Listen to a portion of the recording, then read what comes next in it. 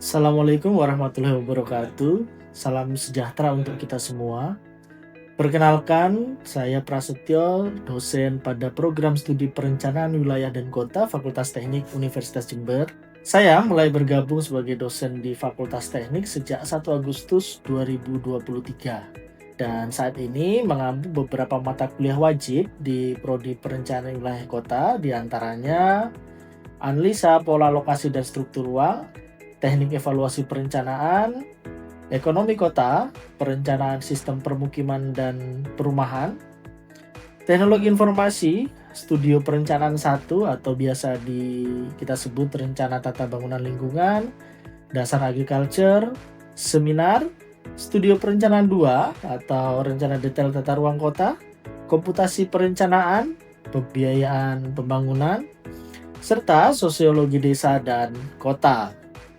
Video pembelajaran ini dibuat sebagai bagian dari upaya peningkatan kualitas pembelajaran serta sebagai bentuk unjuk kerja Tridharma Perguruan Tinggi dalam bidang pengajaran, sekaligus pemenuhan persyaratan sertifikasi dosen. Pada kesempatan ini, saya akan menjelaskan salah satu materi pembelajaran dari mata kuliah Analisa Pola Lokasi dan Struktur Ruang. Mata kuliah ini merupakan mata kuliah wajib bagi mahasiswa S1 Perencanaan Wilayah dan Kota yang dapat ditempuh pada semester 6 dengan bobot 2 SKS. Dalam mata kuliah ini, mahasiswa akan mempelajari teori lokasi serta analisis lokasi berbagai jenis penggunaan lahan seperti permukiman, pertanian, industri, perdagangan, dan fasilitas umum, termasuk bagaimana lokasi-lokasi tersebut berinteraksi dan membentuk struktur kota. Capaian pembelajaran lulusan dicapai oleh mahasiswa dalam mata kuliah ini meliputi: yang pertama, kemampuan berpikir logis, kritis, analitis, dan sistematis dalam penyelesaian masalah perencanaan wilayah dan kota. Yang kedua, kemampuan menganalisis prinsip perencanaan, kebijakan, dan teknologi yang relevan untuk pembangunan berkelanjutan. Yang ketiga, kemampuan menganalisis metode pengambilan keputusan di bidang perencanaan wilayah dan kota. Sedangkan capaian pembelajaran mata kuliah sendiri mencakup kemampuan berpikir logis dan analitis.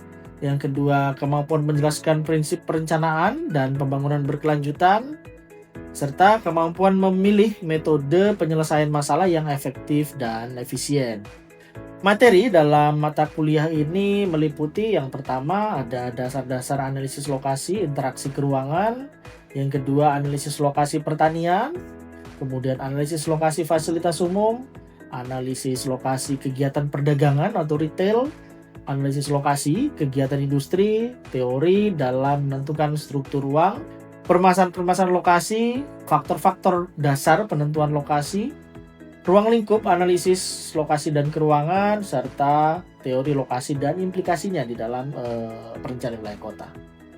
Beberapa literatur yang kami gunakan antara lain buku oleh Brook and McDonald dengan judul Principle of Geographic Information System, kemudian Steiner and Manserdi dengan judul Land Sustainability Analysis for the Upper Gill River Watershed. Kemudian buku Millie Hopkins berkaitan dengan Method for Generating Land Sustainability Maps. Pelaksanaan dan metode pembelajaran yang digunakan dalam perkuliahan ini dilaksanakan secara luring dan daring. Pertemuan tatap muka dilaksanakan di ruang kelas, sedangkan pembelajaran daring dilaksanakan melalui Zoom, kemudian menggunakan e-learning milik Universitas Jember. Platform ini memfasilitasi mahasiswa dalam berbagai kegiatan, bisa file video, mengumpulkan tugas, berdiskusi, mengerjakan kuis, serta mengakses tautan sumber eksternal. Metode pembelajaran yang digunakan dalam perkuliahan yakni problem based learning atau pembelajaran berbasis masalah. Melalui metode ini, mahasiswa dihadapkan pada kasus nyata seperti misalnya pemilihan lokasi, konflik lahan, dan seterusnya. Langkah-langkah pembelajarannya, dosen menjelaskan konteks masalah dan dasar berpikir analisis, membentuk kerangka berpikir mahasiswa. Mahasiswa mengidentifikasi isu, kemudian membentuk hipotesis, dan mencari data pendukung. Mahasiswa akan diminta untuk menjelaskan rekomendasi kebijakan yang sesuai, melatih berpikir kritis berbasis data, yang nantinya hasilnya akan sangat relevan dengan konteks analisa pola, lokasi, dan struktur ruang. Penilaian dalam mata kuliah ini dilakukan tidak hanya untuk menilai hasil akhir, tetapi juga melalui proses berpikir mahasiswa. Asesmen dilaksanakan melalui tugas, studi kasus, dan presentasi yang semuanya dirancang agar relevan dengan kondisi nyata di lapangan. Serta mendorong pembelajaran mandiri dan reflektif.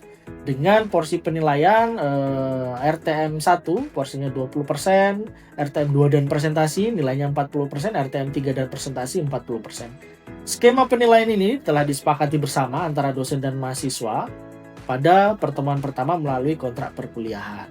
Selanjutnya, mari kita simak video pembelajaran mengenai salah satu materi pada mata kuliah ini. Assalamualaikum warahmatullahi wabarakatuh. Selamat pagi teman-teman.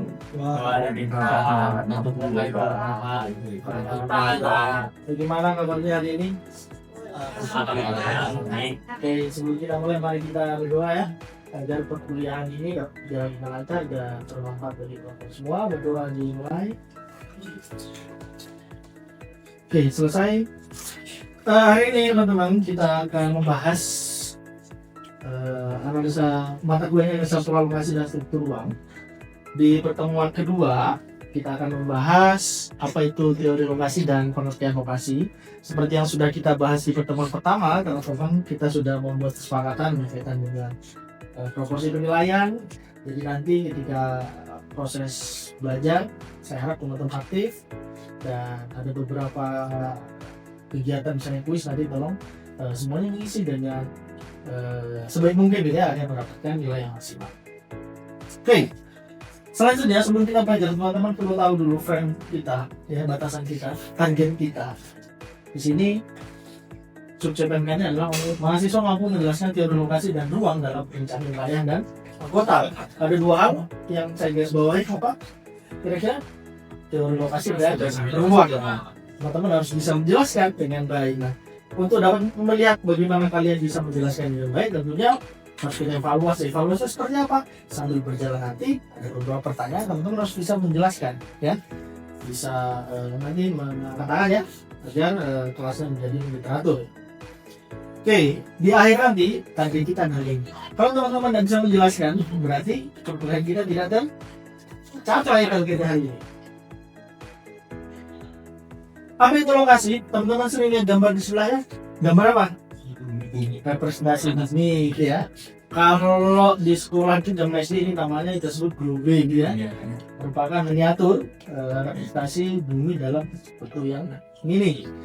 Atau di sini ada pengaruh bumi datar, ya. Atau sementara itu kita sepakati bumi itu sebenarnya bulan atau elips, ya. Tepat pada kedua kutubnya. Oke. Teman-teman, di sini tertulis bahwasanya lokasi diartikan sebagai tempat, posisi, site, apa, ruang. Sedangkan lokasi absolut adalah posisi yang dikaitkan dengan sistem grid konvensional. Contohnya, Jember posisinya ada di 8 derajat, 10 menit ke selatan dan seterusnya, gitu ya. Nah, kalau teman-teman lihat di sana, penggunaan lokasi ini kalian sering gunakan, Pak? Sering. Misalnya, representasinya seperti apa? Silakan. Izin jauh maksudnya perkenalkan saya Indra dan akhirnya masih sudah aplikasi penggunaannya di dunia nyata bagi saya sendiri itu di menggunakan Maps bukan sendiri buat lokasi. Oke, bagus. Di sini ini perlu saya tegaskan, ini relatif, ya. Relatif dengan absolut itu bedanya apa? Kira-kira. Selain kita tadi ada yang dari sebelah sana, oke, silakan. Isinya Pak, sebelumnya saya Mustafa Wadio dengan NIM 1029.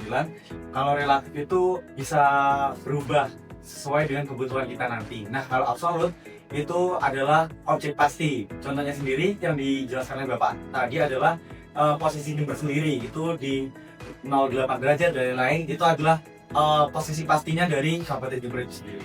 Oke. Yang lain ada pendapat yang berbeda? Barangkali? Sama. Aduh, ini kira-kira benar atau salah nih? Benar ya?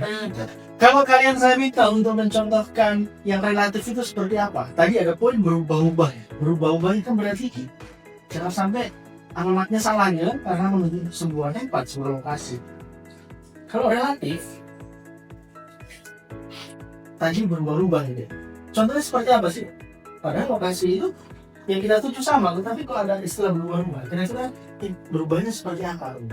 Nah, Bisa dijawab karena saya sendiri masih mengatakan kalau menurut saya itu relatif itu seperti kalau sebenarnya kan kalau dari Banyuwangi itu kan berarti di sebelah baratnya, sedangkan kalau dari Lumajang itu kan berarti di sebelah timurnya. Jadi kayak perspektif orang itu berbeda-beda menurut.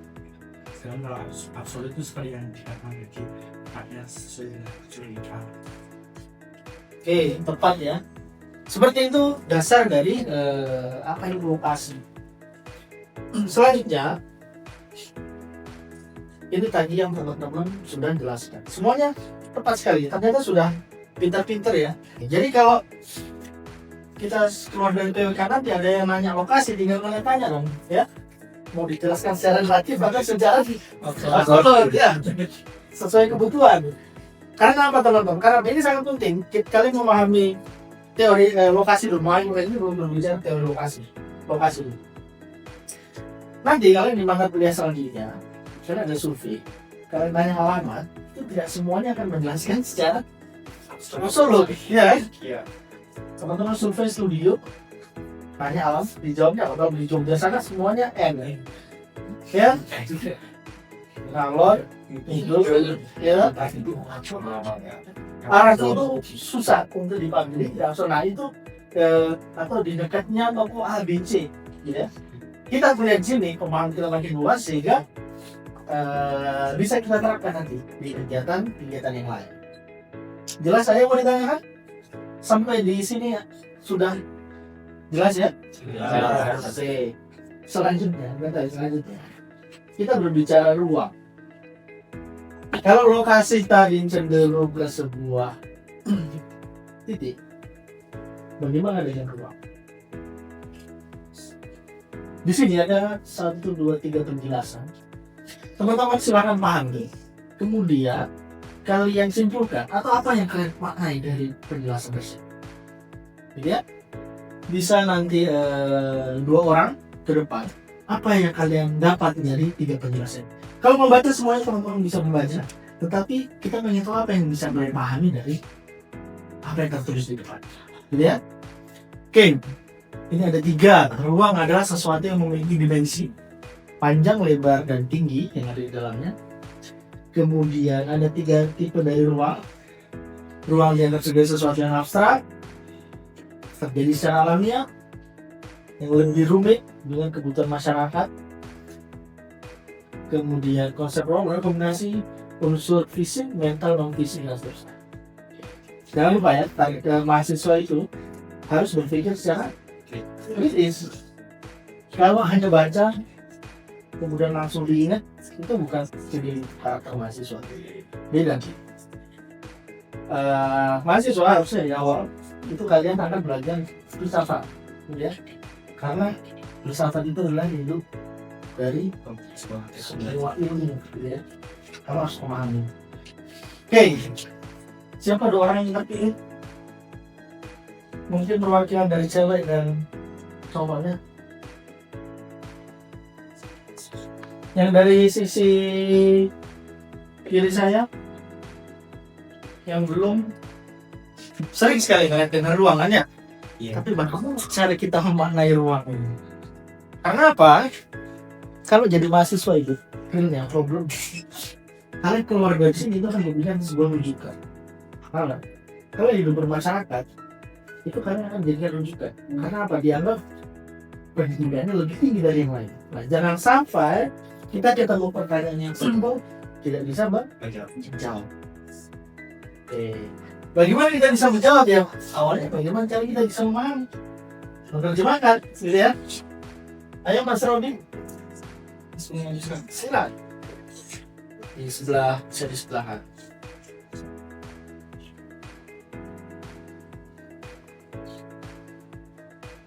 Setelah ini, Mbak Ida mungkin bisa jelaskan ke kita ya, di depan sampaikan kita apa sih yang dipahami dan maksud dari tulisan ini seperti apa. Oke. Dan teman-teman, rumus ketika kuliah itu tidak boleh malu. Saya ribuan kali ya sering mengatakan ke teman-teman mahasiswa bahwasanya kita boleh berdebat di ruang akademik gitu ya. Kita boleh tidak setuju, kita boleh mengkoreksi pendapat ya, tapi jangan personal gitu ya. Kamu boleh bilang, ini salah, ini jelek, tidak benar, tapi idenya atau pendapatnya bukan personal. Itu nggak masalah kalian mau, dan jangan takut salah, karena ya memang ini ruang kita untuk belajar gitu ya. Oke, bisa tunggu di depan, silakan dijelaskan ke kita, bukan ke saya, udah ketemu. Jadi teman-teman, ruang itu adalah tempat berdimensi yang di atasnya berlangsung aktivitas fisik dan non fisik makhluk hidup. Kan di sini yang namanya ruang, dia pasti punya dimensi, ada lebar, tinggi, ada panjangnya juga. Kenapa di situ berlangsung aktivitas fisik dan non fisik? Ya karena itu adalah suatu tempat, pasti dalam suatu tempat itu kita melakukan sesuatu. Nah, aktivitas fisik itu tuh apa sih? Aktivitas fisik itu tuh berkaitan dengan sesuatu yang kita gerakan dengan tubuh. Contohnya berjalan, berlari, menulis, seperti itu. Nah, sedangkan aktivitas non fisik itu yang berlangsung di dalam ruang, kalau keterkaitannya dengan kita PWK itu ada kebijakan. Itu dia aktivitas non fisik. Kemudian kalau di luar PWK sendiri itu ada suasana. Dalam kita menciptakan suasana itu dia termasuk aktivitas non fisik. Oke, bagus. Berarti silakan Mas Roli. Untuk menurut saya sendiri, ruang adalah tempat yang dapat bersifat tidak nyata, meliputi darat, laut hingga udara dengan adanya aktivitas masyarakat di dalamnya. Kenapa saya di sini menulis tempat yang bersifat tidak nyata? Karena ruang tersebut untuk di dalam perjalanan lain waktu sendiri tidak hanya berkaitan dengan ruangan yang seperti ruang kelas dan lain-lain, tapi juga kita bisa menyebut ruang seperti satu desa, satu kota, bahkan satu kabupaten sendiri. Dan untuk itu juga untuk apa ya, kategori sendiri bisa meliputi darat, dan percakapan juga terjadi di darat, di laut hingga di udara. Dengan demikian juga masyarakat bisa beraktivitas di dalam gitu, seperti itu. Oke, bagus. Ada ibu di pendapat lain? Sudah setuju? Masa semoga itu teman-teman setuju? Ya? Ada pendapat yang lain? Atau ada yang mau ditanyakan? Dua-duanya sudah benar ya, berbeda penyampaian. Cuma ada beberapa hal, misalnya bersifat tidak nyata, meliputi darat, laut, dengan adanya aktivitas masyarakat di dalam. Bisa nggak sih memberikan contoh yang lebih spesifik? Kira-kira selain katanya kan sama ya pendapatnya ya, berarti pemahamannya pun sama. Tidak nyata, dalam arti tidak nyata, tapi di dalamnya ada aktivitas masyarakat. Contohnya apa? Contohnya sapi. Berarti sama-sama waktu kan berarti pemahaman sama. Kalau di saya sih gambar nih, kalau ruangan ini disebut apa nih? Ruangan. Tempat berdimensi itu ada berapa dimensi? Paling tinggi itu 3 dimensi ya sekarang. Bahkan kali ada 4 dimensi, 5 dimensi, bahkan kali ada 7. Jangan lupa, ilmu pengetahuan itu selalu berkembang. Ya. Saat ini yang kita ketahui baru 3 dimensi, bisa jadi nanti ketemu dimensi yang lain. Itu tidak menutup kemungkinan, gitu ya. Oke. Ruangan ini disebut ruangan apa namanya? Kelas. Karena ada apa? Oke, benar. Selain oke, benar, forum. Dibentuk nama forum. Iya, dibentuk oleh Benar tadi Pak, aku bilang sama.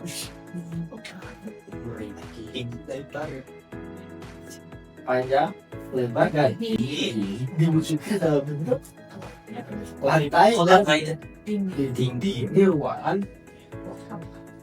yang nyata ini. Tapi ada ruangan enggak ya? Contohnya, ruangan kalian berdiskusi di sosial media itu kan cukup padat ya. Tetapi dia tidak ada aktivitas manusia di dalam. Kalau kita tarik lebih jauh lagi, itu juga bisa diartikan ruang. Karena lihat di luar ini akan membentuk suatu ruang kalau kalian membatasinya. Tapi kalau kalian tidak membatasinya, tidak akan terbentuk ruang. Ya, paham ya? Kita mengatakan ruang angkasa karena ada batasannya. Ada batasan galaksi dan seterusnya. Ada batasannya sehingga dia terbentuk sebuah ruang. Paham ya? Oke. Nah ini teman-teman, ada teori lokasi, ada Uncle von Thunen, ya? Ada Bapak von Thunen, dia punya teori lokasi. Ternyata von Thunen itu merupakan salah satu satu-satunya orang yang pertama kali mengutarakan pendapatnya atau teori yang diangkat berkaitan dengan pertanian. Teori lokasi berkaitan dengan pertanian merupakan teori lokasi yang pertama, ya, dicetuskan oleh. Oke teman-teman, dan tadi kita berbicara teori lokasi von Thunen. Di sini ada implikasi lokasi terhadap kawasan. Oke, ada aglomerasi, dan ada faktor-faktor yang mempengaruhinya. Dan selanjutnya ada istilah yang berbeda. Biaya yang timbul akibat lokasi. Ada biaya transportasi. Misalnya aktivitas itu pasti memerlukan ongkos, ya, memerlukan biaya. Yang katanya jalan kaki itu tidak memerlukan biaya, kalau ditanya lebih jauh dia ada biayanya, ya. Oke, kemudian ada jangkauan pelayanan, ada struktur dan seterusnya. Kalau teman-teman lihat ini merupakan diagram ya, yang menunjukkan lokasi.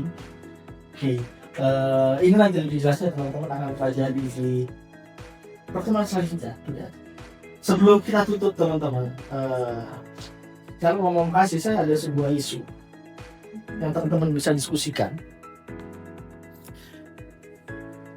Silakan kalian berkelompok, ada 1, 2, 3, 4 ya, yang 4 kelompok.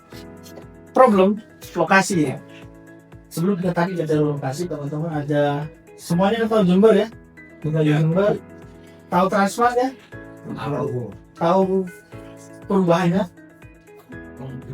Oke, sekarang jangan mau tutup ya dulu ramai. Kalau kita kaitkan dengan lokasi dan ruang tadi, kira-kira problem apa yang menyebabkan tempat ini yang awalnya ramai menjadi tutup? Kemudian implikasi apa yang akan muncul ketika dia ini tutup? Ya, silakan didiskusikan. Waktunya 3 menit saja.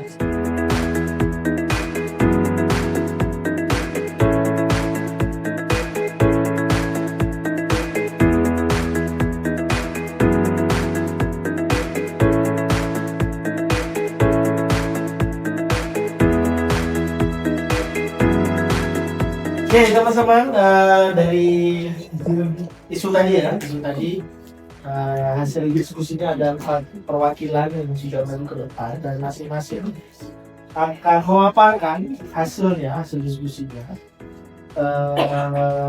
Dimulai dari Mas Pablo, silakan.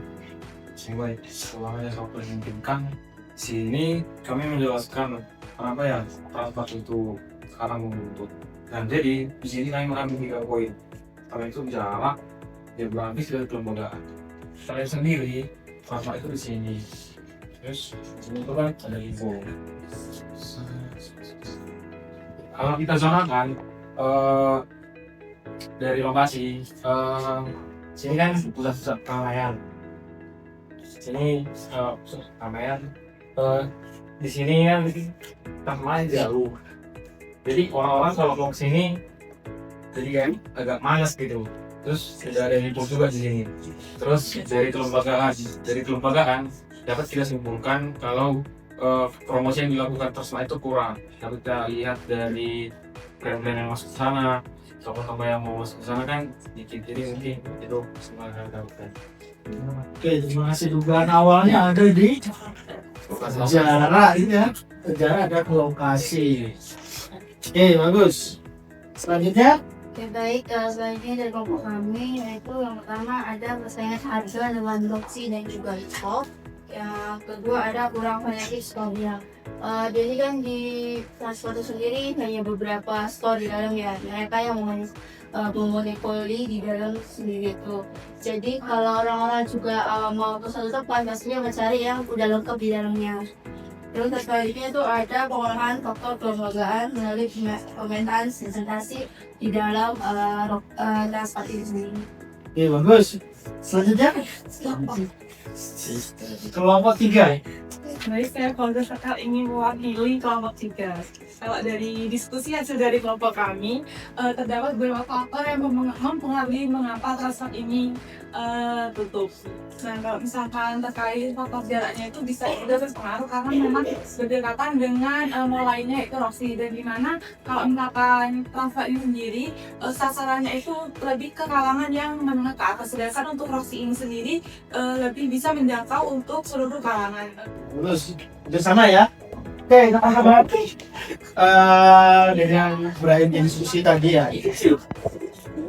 Saya lihat teman-teman sudah paham, sudah bisa memahami topik kita hari ini. Sebelum kita tutup, apakah ada pertanyaan? Satu pertanyaan mungkin. Silakan. Izin bertanya Pak, untuk kan di faktor itu ada faktor geografis. Mungkin jika memungkinkan untuk faktor geografis ini, apakah juga berdampak pada yang dikasih tadi di transport itu?